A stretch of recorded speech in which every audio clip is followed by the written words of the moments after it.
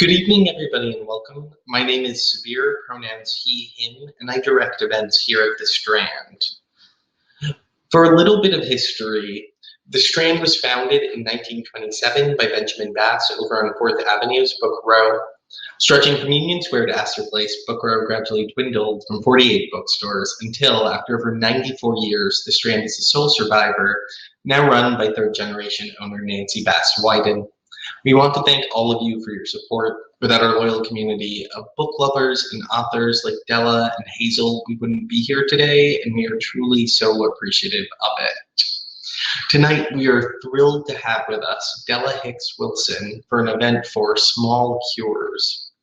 Della is a British poet and writer of Caribbean descent from London, best known for her short viral poems and spoken word videos, which have garnered over 1 million likes and shares to date. Her best-selling debut collection, Small Cures, was originally self-published in 2020 and selected by Stylist magazine as a best summer read of 2020. She holds a BA and MA in English from the University of Cambridge, close to where she resides. Small Cures was re-released by Andrews McMeel Publishing June 15, 2021.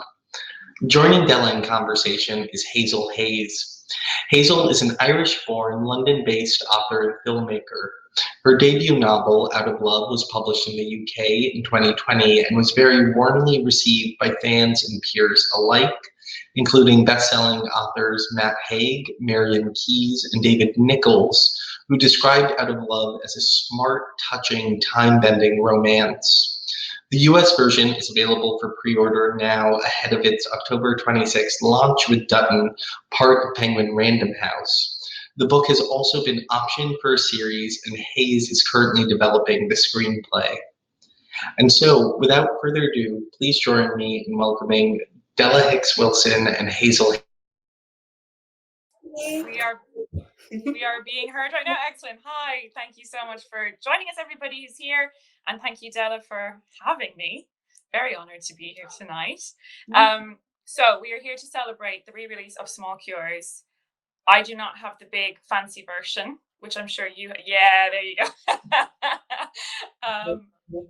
With the little golden box, I tell you what, it makes all the difference.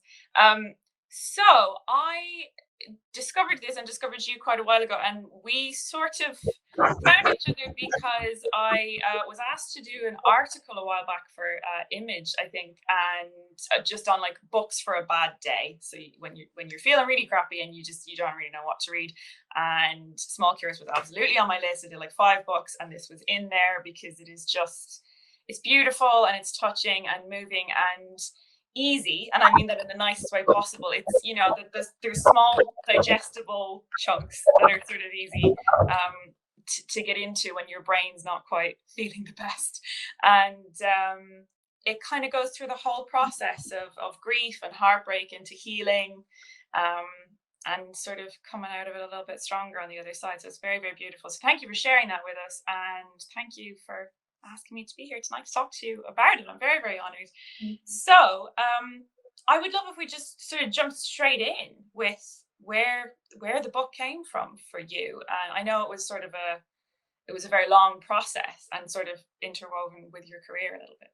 Okay. So I started writing Small Cures unknowingly back in May of 2013. At the time, I was maybe, it'd been a couple of years since I was out of a significant relationship. And at the time, Tumblr was kind of on the rise. A lot of people were, sharing these really small, short, intimate, fictional kind of pieces. And I've always been intrigued by short works of fiction, loved kind of short poems. And I think that was part of what kind of drew me in. And I decided to kind of start writing little pieces. And I think it was just really cathartic. It was kind of a way for me to kind of process things that were kind of on my heart. And also to kind of write kind of pieces of advice almost to myself. Like looking back on it, I can see it feels like almost like a letter to my younger self and my future self even. And so that's kind of where it began, almost like a journal online. Yeah, it feels like, and by the way, so sorry, there's a dog barking in the background. I have no control over that. That's just gonna happen. Adds to the ambience. It feels like it's not something that someone just sort of sat down and wrote in one sitting, or even in one period of their life.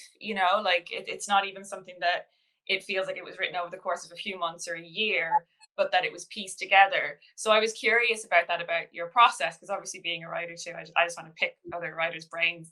Are you the kind of person who just keeps notes as you go a lot of the time, like when you're feeling it? Do you make the note and come back to it, or do you access the stuff when you're in it and then come back and edit, or like how is that process for you? Kind of like a mixture, I would say. I was like looking at an old notebook actually just the other day, and I found like a long, like traditional kind of journal entry in kind of just standard prose. And then at the end, I kind of break into like a really short poem. And then I saw like several drafts of the same poem over and over on the same page. Wow. So it could be that. It could be, notes on my phone just because, it's convenient. I remember like I was commuting at the time, on the train in London, and I would like make notes there or in a little notebook. Sometimes I was super cheeky and open up like a notepad on my desk computer, and, and just like make little notes. And yeah, so really just whenever it kind of something takes me or a line comes to me, I would, make a note and then kind of expand from there. Yeah. We owe a lot to phones and notebook and the train, I think.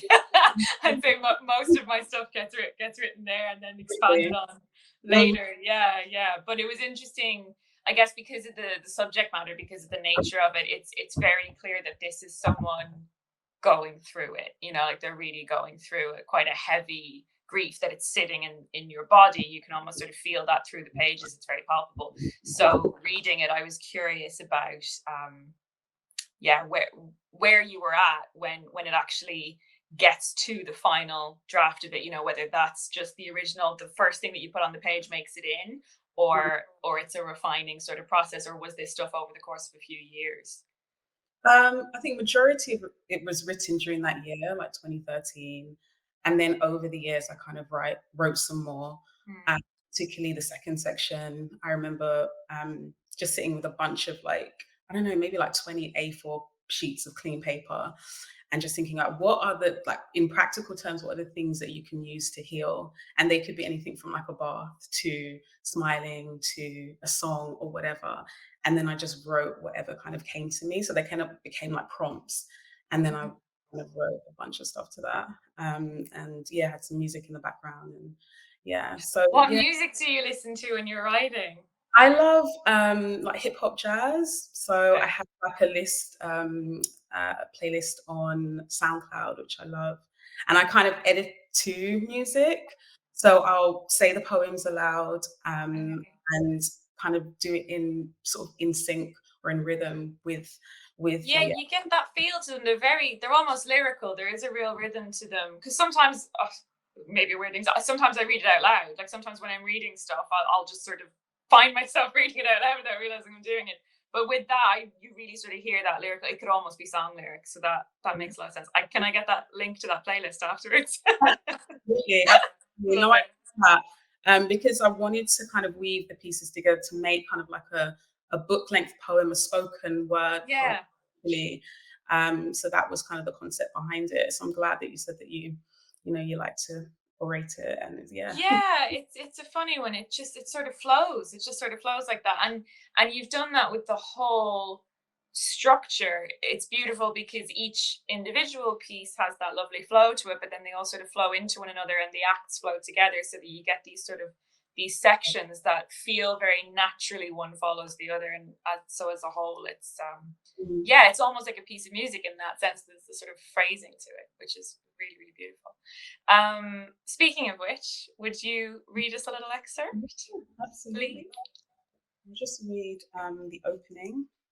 This is lovely for us, by the way, because it's 11 o'clock here in London. I know people joining stateside, it's like 7 p.m, but this is going to be like a little bedtime read for some people. Oh gosh, okay. This is from the first section. It's called Diagnosis. The first cardiologist I ever saw explained to me that unfortunately, someone can only possibly love you as much as their heart knows how to love.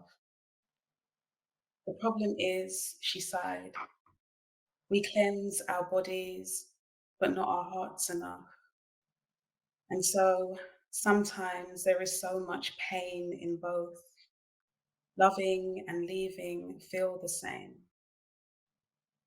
But she said, honey, don't worry.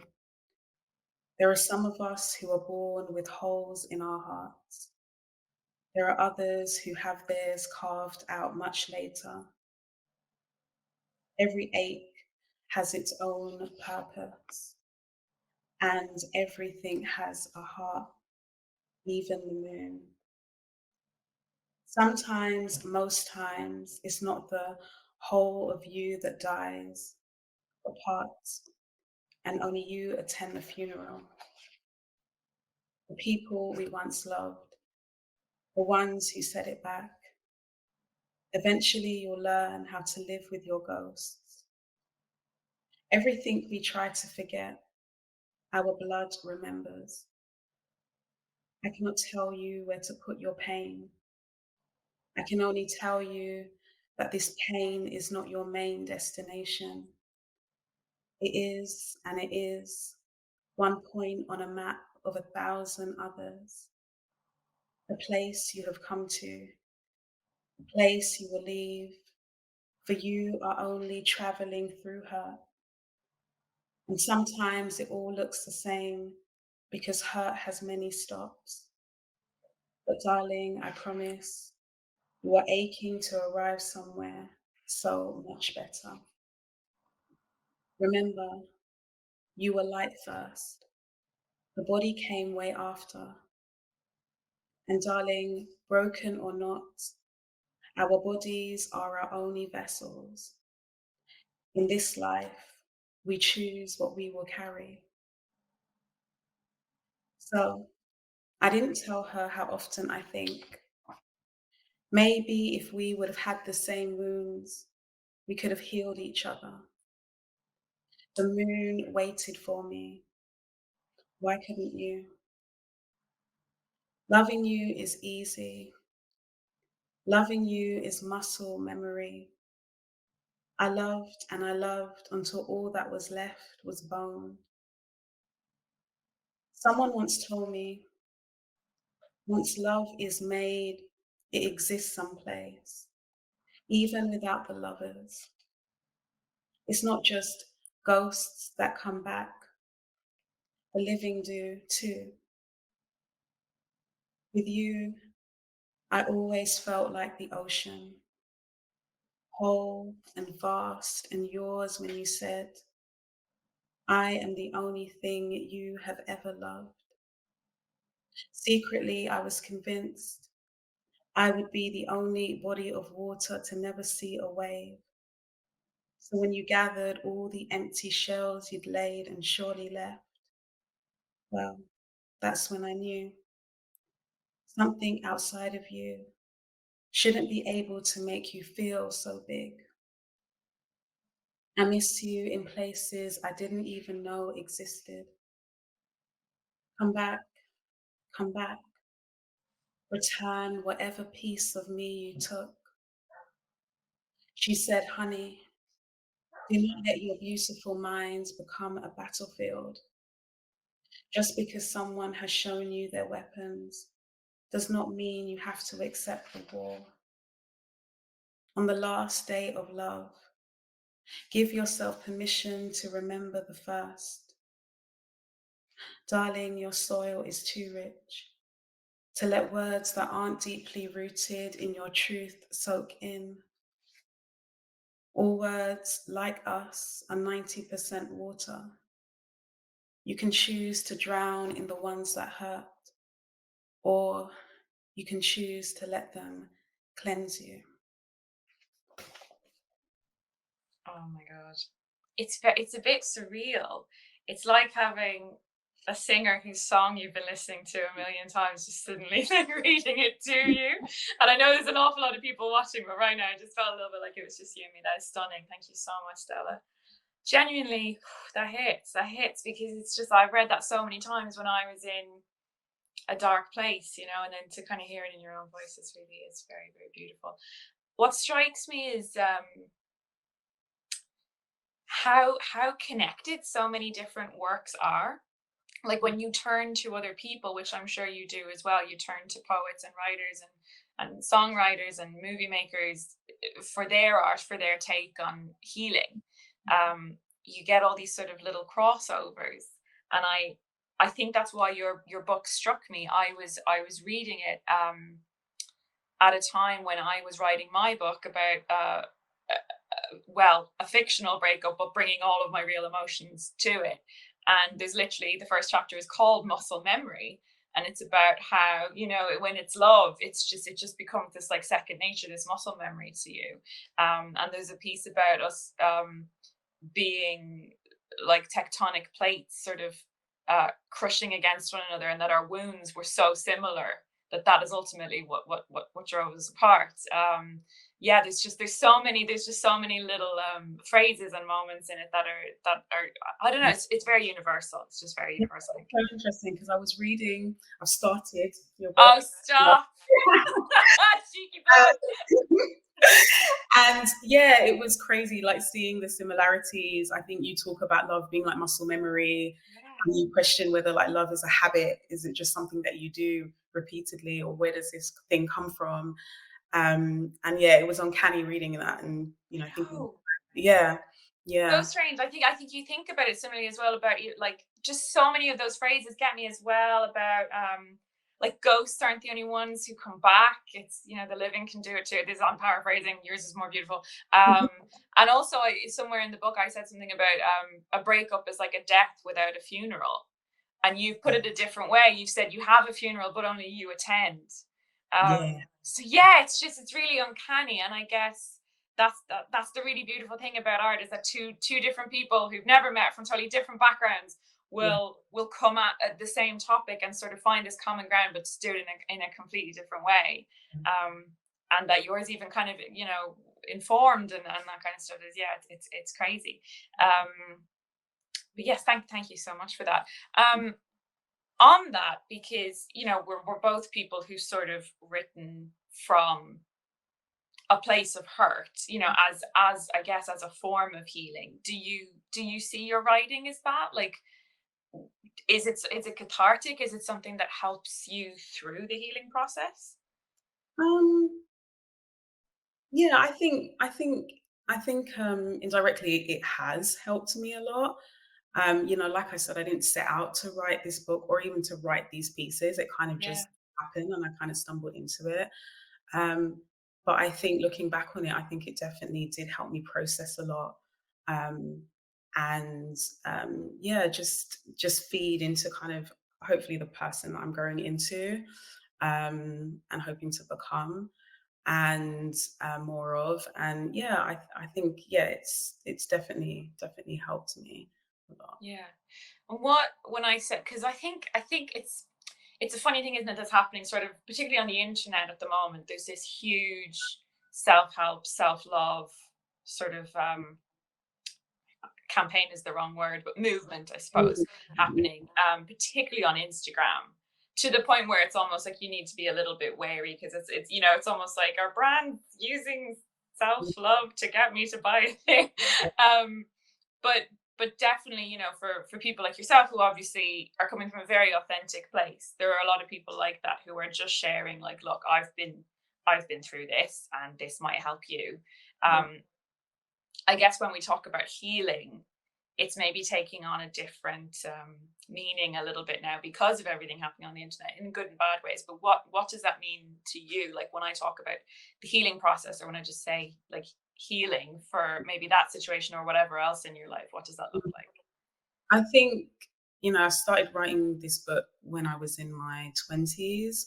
And I think at that point, I probably would have said it's more to do with, you know, that moment when you kind of feel better, when you feel more like yourself, you know, when the the hurt doesn't hurt as much.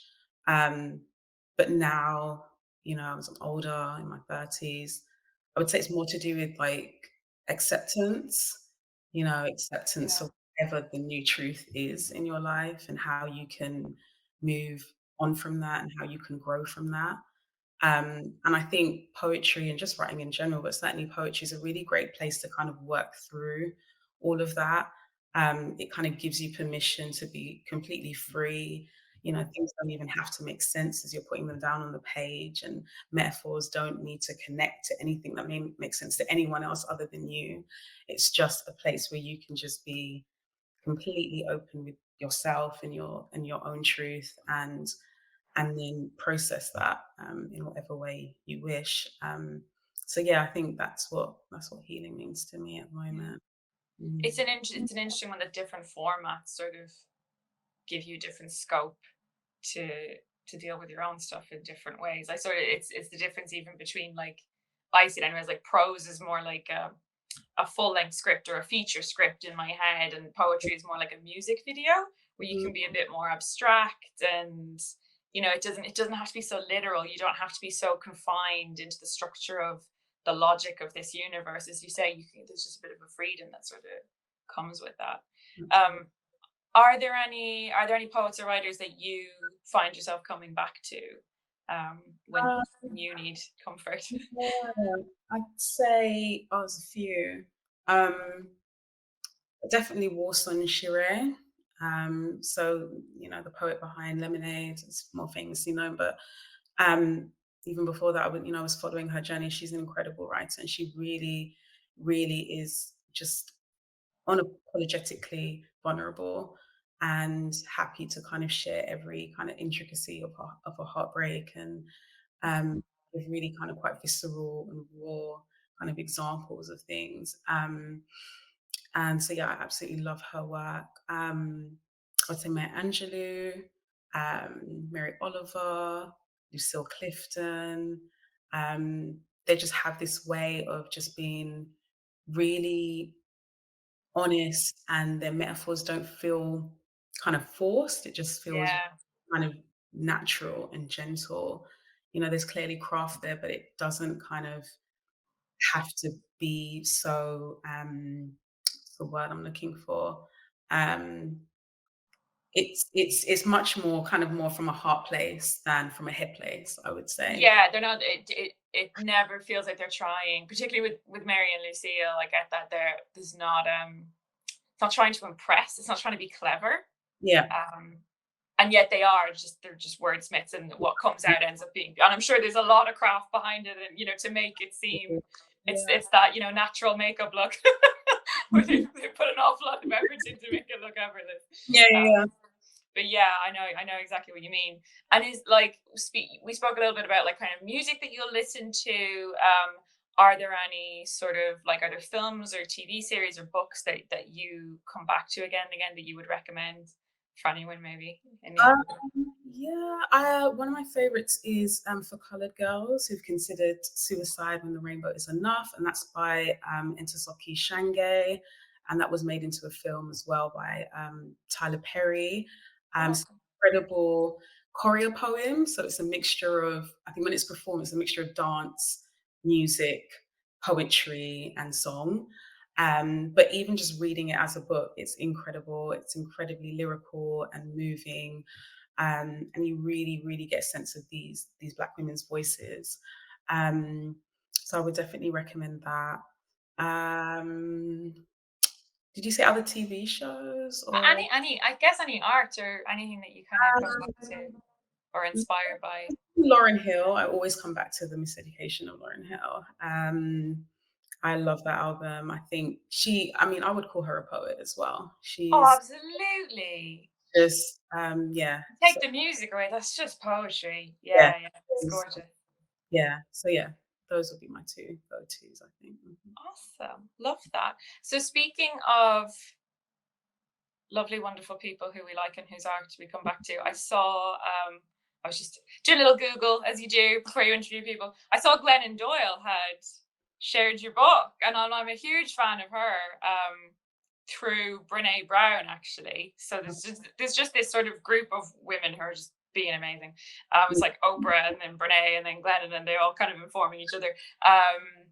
But yeah, I saw that she'd shared your book. So that must be like, what does it feel like when peers are responding to it in that way? No, it was incredible, amazing, especially at that time as a self-published poet, to have this kind of light, shone on it by somebody that's so incredible, amazing writer. And but yeah, I have to give a shout out to my my community. It was one of my followers that let me know that the book was actually was being featured on the live, and then I raced over and tried to find it, and it wasn't there at that time, and I thought, oh no, I'm never going to see it. But she managed to save it, and I saw that she was in conversation with Chelsea Handler, which is incredible. But yeah, I remember watching her on Oprah, and Oprah sharing Love Warrior at the time was her book, and her saying, talking about this woman and her ability her truth-telling ability was just incredible. And so to see her holding up my book was kind of really, really surreal. But she's all about sort of honoring, heartbreak and your pain and, the journey after that. And so I think it's almost fitting that, she discovered Small Cures. The background story is that a few years ago, she created a post with a poem of mine, one of my most popular ones, Darling, You Feel Heavy Because You Are Too Full of Truth, that piece.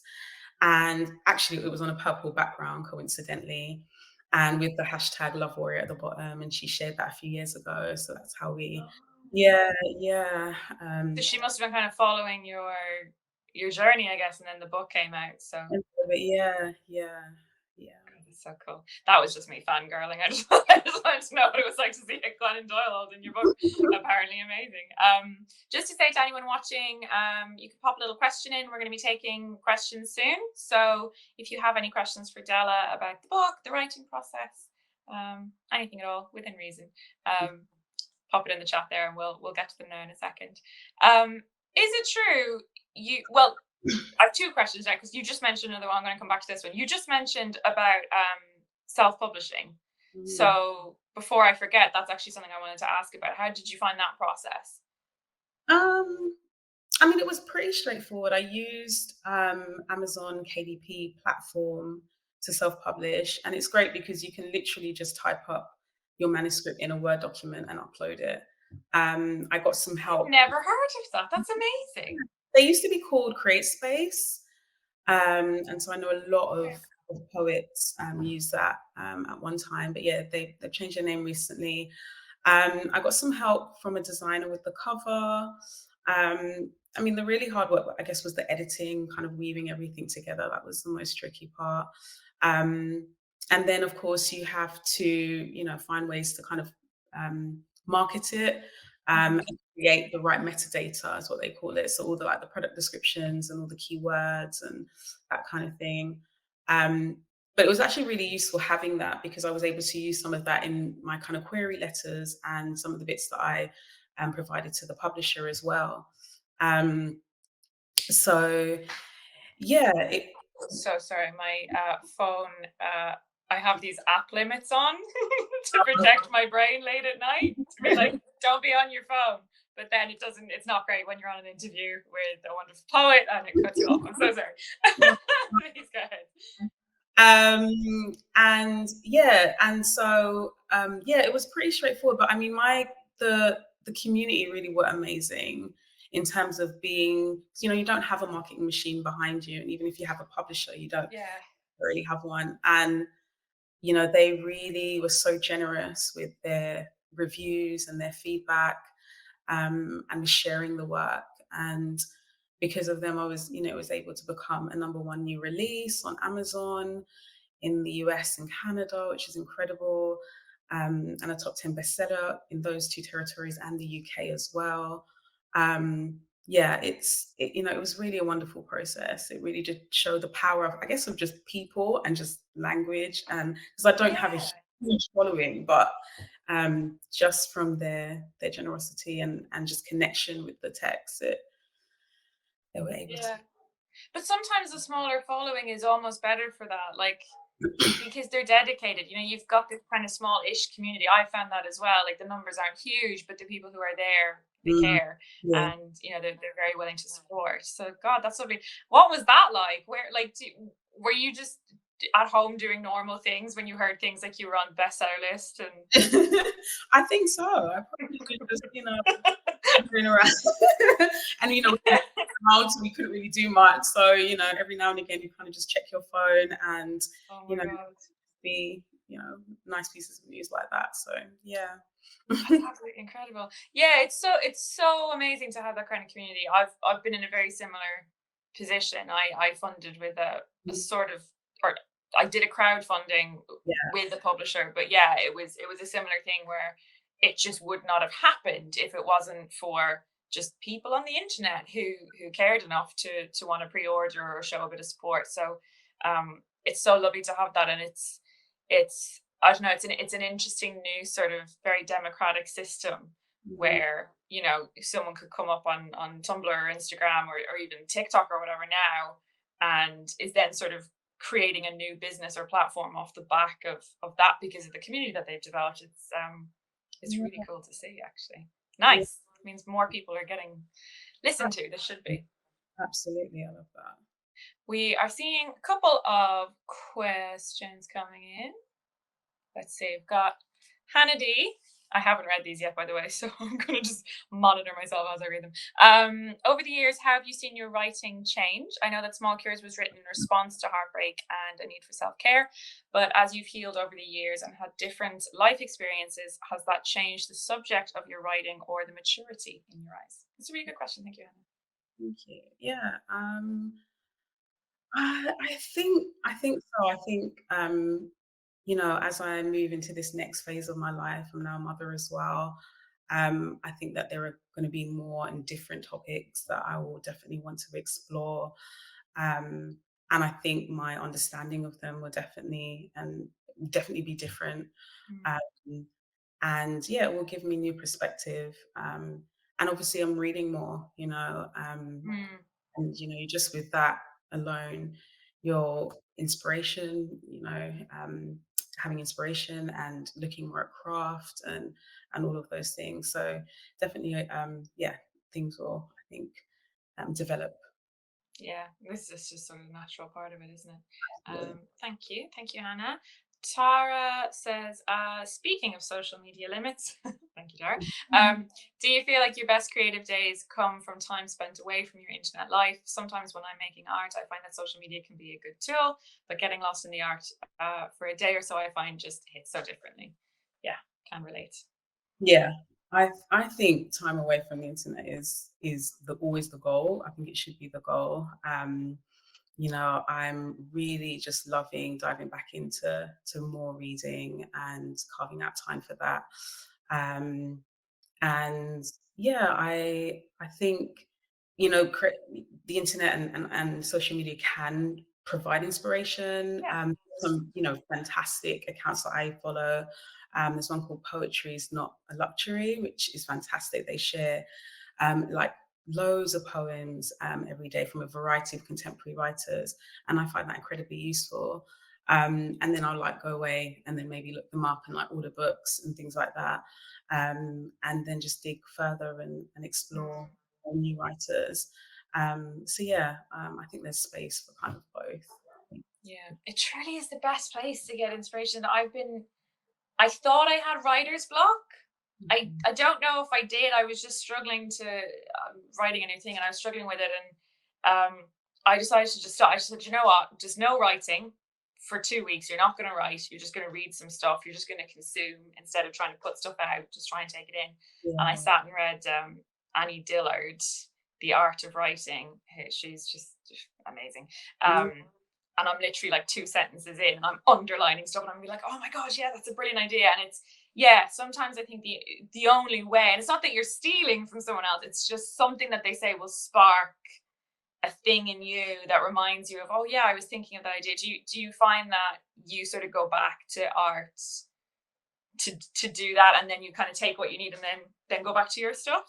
Yeah, I think that's a great way to do it. It's to read, I guess, a variety of different writers and poets, and kind of understand what it is about that specific line or stanza or paragraph. If it's a novel, Mm, and understand what kind of try and unpick the magic essentially, and what you love about it, and then try to kind of almost replicate that in your own work. And yeah, replicate the feeling. I wanna make people feel what I feel when I hear you reading that tonight, or when I'm reading this Annie Dillard stuff. I'm like, I want to make people feel that way.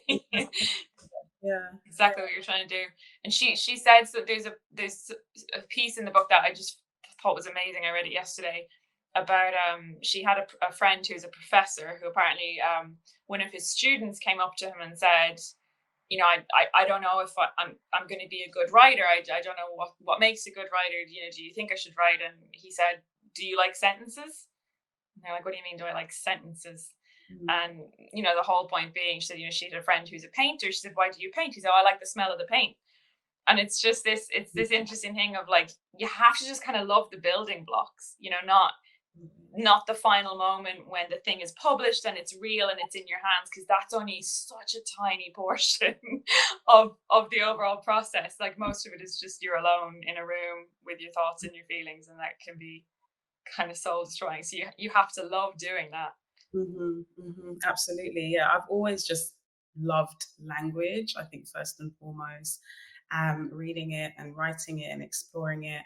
I remember being like 11 years old when I first like put together my first like little book of poetry, if you like, and I sent it off to publishers trying to get trying to get published at this really young age. And a few of them actually got back in touch with me and was like, keep going, and being really Wow. interested. And I remember writing like an essay on what I was trying to achieve with this poem, and kind of analyzing all the metaphors and similes. And so yeah, I've just always been like a kind of a geek when it comes to the linguistics and the nature of language. So Yeah. yeah. No, I get it. I've been keeping a doc of words. Every time I hear like a good word, I'm just putting it into this little doc and going back to it. And sometimes that's enough inspiration. It's like just a new word I hadn't heard before, Mm-hmm. and finding the meaning of it. It's like, oh, what kind of sentence could I use that in? And okay, why would someone be saying that? And then suddenly there's kind of a scene happening around it. And it's amazing how tiny little things like that. But I mean, obviously loving the language is gonna be hugely beneficial, and that comes across in your work so clearly. That is what I was gonna ask actually earlier when I stopped myself. Is it true you've been writing since you were 8? Yeah, the first poem that I really remember writing was at 8. I was probably in like year 4 or something, and it was very pastoral, very like William Blake. And you know, anyone that knows Hackney and East London, where I grew up, it's not Yeah. got a lot Not of pastoral. yeah, it's not, especially in the 90s. And but yeah, that's when I kind of first started, and then eventually when I got older, I discovered like Maya Angelou, and I remember loving certain pieces and kind of just taking a title or a phrase and just using that as kind of a springboard to write my own pieces. Um, and yeah, I've just been writing ever since, and always just doing courses and things like that. Yeah, yeah. It's incredible to know from that young of an age that like that's what you wanted in it. I mean, I don't know if you knew that's what you were going to do forever, but it's incredible to have that kind of passion from such a young age, Yeah, and yeah. then be able to choose to do courses in this and study this. Mm. Like most of us sort of hit 30 and then go, oh, I'm supposed to be doing that Yeah, thing. yeah. um, so if you have any more questions, people watching, please pop them in. We're going to keep going back to them. They were really good questions so far, by the way. Thank you very much for those. If you have any more, we've got about 15 minutes left. We're probably going to wrap up about 5 too. So if you have any more, please pop them in. Something else I wanted to talk about, and I wasn't quite sure how to word it. It was just sort of something that came into my head. Was about, God, I suddenly regret beginning this sentence. Your voice as a writer, because people often talk about a voice and it can be quite a pretentious thing. I remember like when I was in the Irish Writers Centre, someone saying something like, "You really found your voice," and I was like, "Piss off." What does that mean? What does that mean anything? But I'm kind of getting it now. You know, when I read different writers, that you could pick up a paragraph and know that that's someone, like it's just their tone. Mm. Um, do you find that you sort of over the years have found that voice of your own, and do you feel like that informs your voice in the real world at all? Like, has that helped with sort of your confidence or asserting yourself or having a voice Mhm. outside of your writing? Yeah. I mean, I'd like to think that there are like similarities in both of my voices, in terms of them just being compassionate and, full of like hope, hopefully, and joy and those kind of things. Um, I think it definitely vulnerability has become such a, like we were talking about before, such a kind of a huge part of social media and society today. Um, and I mean, I'm pretty private, but I think it's definitely made me feel much more comfortable in sharing my story and Mhm. in my my private relationships, and yeah. So yeah, I think so. Yeah, that can be the toughest bit, I find. Even when I'm writing fiction, there's obviously there's some of me in there, and then you do interviews like this. I mean, we literally spoke beforehand, and I was like, I'm not going to ask anything awful, but Mhm. you get afraid that, like, particularly when you do live stuff, people can like really go deep, and it's almost like they feel entitled to that, because you've put something on a page, you've put some amount of your feelings, and they're very vulnerable. You've put them there, and so they almost feel like, well, they're ours now. Yeah. So you can just talk about them, but it's so much more difficult. It's like there's a reason I put it on a page. Mm. Exactly, exactly. I know I got a lot of messages from people saying, "Oh, you've been so brave because you've been so vulnerable," and I was like, "Oh my God, have I been vulnerable?" Because writing, you're kind of in the zone, you're doing Yeah, it, and then the publication process happens, and that's all quite quick. And then the book is out, and you're not really thinking about it in such depth that it might be sharing so much of yourself. Um, and also because the book doesn't include very, I would say, detailed or specific scenarios or anecdotes, it feels much more collective and much more universal, I think. Um, that's why, yeah, it didn't feel like that to me. But I completely understand why, yeah, people can kind of read between the lines and get a yeah, sense. Yeah. yeah. And do you find that you have people sort of sharing back? Because I get that quite a lot. Sort of saying like, this has helped with me, and here's my story. And how do you sort of manage that much emotion coming from people at Yeah. you? Yeah, no, I do. I get a lot of messages, comments and emails and things like that. And people are sharing, quite intimate stories. And it can be a lot, but it's really beautiful. The fact that Mm, they feel so moved by my words and that it's helped them in some way. It's incredible because, like we talked about before, there are always these texts and these poets, writers, songwriters, and films and movies that you go to for that kind of solace and comfort. And to think that my book, Small Cures, has become that for some people, and so much so that they moved to write to me, it's amazing. And I'm, honored and glad that it could be of help. I've always mm, thought about poetry as, obviously I've studied it in a kind of academic sense, a lot of my life, but I've always thought about it as a tool and as a mm. resource. And the fact that people are using my book and my words in that way is amazing. Yeah, absolutely. I mean, you've mentioned Maya Angelou twice tonight. Like, Yeah. there's such a good example of using poetry as a tool, and it was obviously her experiences and very personal and very vulnerable to her too, and yet a whole movement came out of it. And Mhm. I can't imagine she knew. I can't imagine going into she was just putting her feelings on a page too, and I can't imagine she knew the impact that was going to have. And it's probably it's probably the same with you, you know, that you just don't expect. You don't expect that you're going to get these random messages from people going, this affected my life. You know, this has done something. It's caused a reaction out in the world without you even being present for it.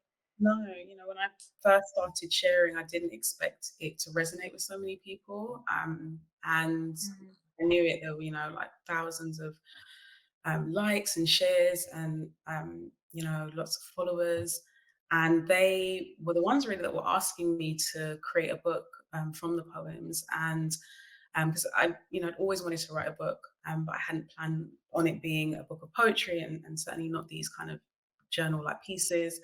But when people kept requesting, I thought maybe why not? I could weave these pieces together and make something a little bit larger from it, and something helpful. So yeah.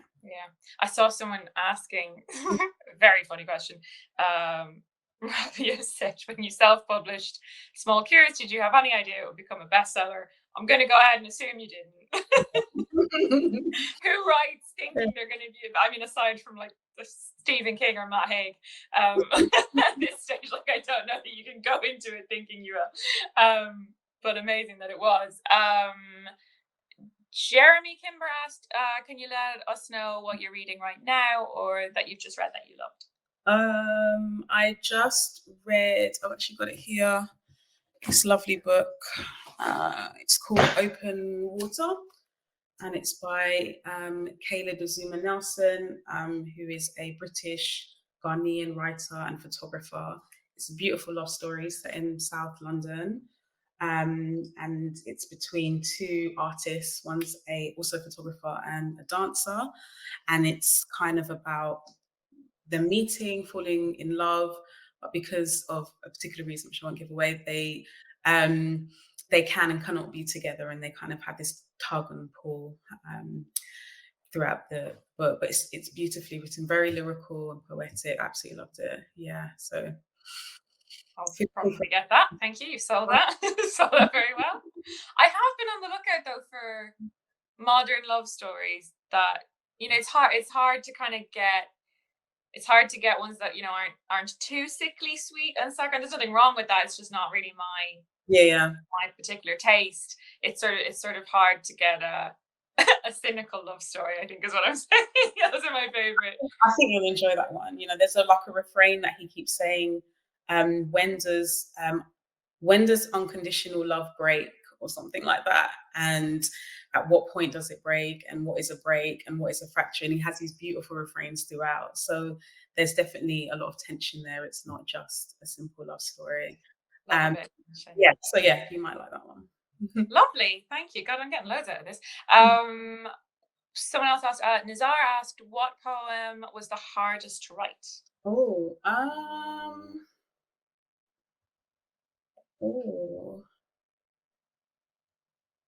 not sure. That's a tough question. It's a tough one because, like I said, the process was very organic. With a lot of these poems, I kind of didn't set out to write them. I didn't sit down and write, a poem about being hurt or being, You didn't? I'm shocked. Yeah. You're going to wake up one day and think, I'm going to write about heartbreak today. Exactly. So, so it's a little bit hard to say, but I would say just the hardest thing in general was just kind of weaving the pieces together and trying to, they were all written independently of one another.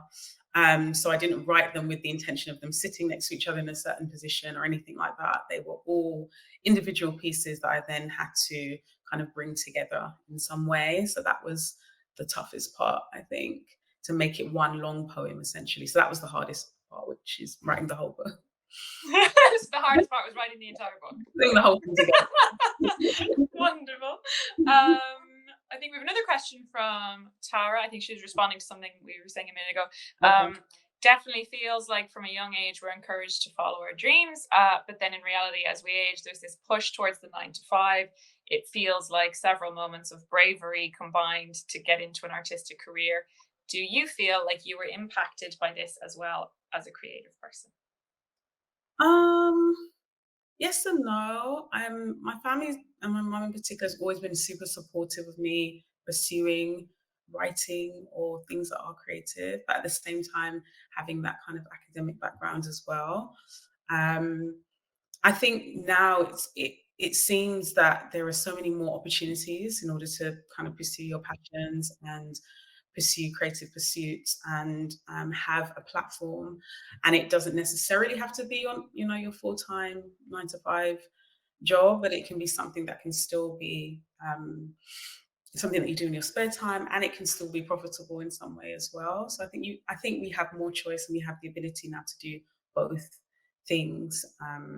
So yeah. Yeah, I think that's totally fair. It's I guess it's building up to it. I was sort of in a position of doing a full-time job and just working on other stuff weekends and evenings, and you just build up to a place where you don't have to be quite so brave because you've actually built this foundation for yourself, so that when you leave the sort of 9 to 5, you're kind of going into something that's been built up. But yeah, it takes a lot of leaps of faith, and I guess it takes a lot of that from the people around you as well. Like, certainly for me, I don't know how it's been for you, but it's like, all the things you have to cancel because you have to write, and all the days that you're just a crying, shaking mess because you've been going there all day long, and the deadlines and the stress over it and the emotions that it brings up, I think can be quite difficult on the people around you as well to kind of take care of you through that. How have you found that? I think I was lucky with this book because it'd been basically a passion project over some period of time. So I kind of didn't have the pressures of like a publisher really until this like final stage when I was editing it for the re-release with Andrews McMill. But I can imagine that with another book that I go on to write, that I will feel all of the pains that you. Oh, I'm glad you haven't. Don't worry, I'm not wishing it on you. And I mean, who knows what your next project's gonna be. I'm so excited to find out, because obviously this has been such a very unique experience, as you keep saying. It was sort of born out of something that you didn't even plan. Exactly. Yeah, I'm excited to just figure out what I'm really passionate about and what story I really want to tell. Whether that will be in prose, whether it'll be a novel, or it will be another collection of poetry, I'm not sure. But I'm just excited to kind of just spend time getting to know what that thing is. So yeah. Lovely to have the luxury of having that time as well, to like, this has launched and it's been so successful, and it's just been so wonderful for you that you're in a really lovely position now of being able to sort of take a breath a little bit and kind of decide what is it that I really want to be doing next, which is a beautiful place to be in. That's pretty cool. I envy you. Okay, so I feel like we're gonna be wrapping up pretty soon. So I want to plug the hell out of this book. Anyone who's watching may have it already, but there's a re-release, and it is available now. And I feel like there's probably a link somewhere here. Canada, it's available now, and then in the UK, it's going to be available July 8th, I believe.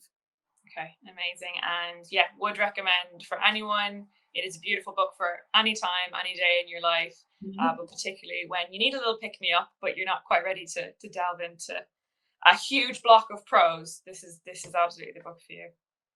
Thank you.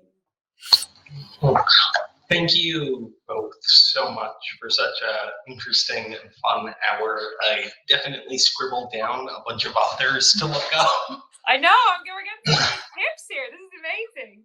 Yeah, no, it was fantastic. And to our audience, if you've yet to purchase Small Cures, if you're on a desktop, there's a handy green button in the center of your screen. If you're on a phone, I did drop a link in the chat, and you can also pre-order Hazel's forthcoming novel, Out of Love, which is out in October, through a link I also just put in the chat as well. Yeah, but thank you both so much. It was a fantastic evening. Lovely. Thank you so much. Thank you so much for having me, and thank you, Della, again.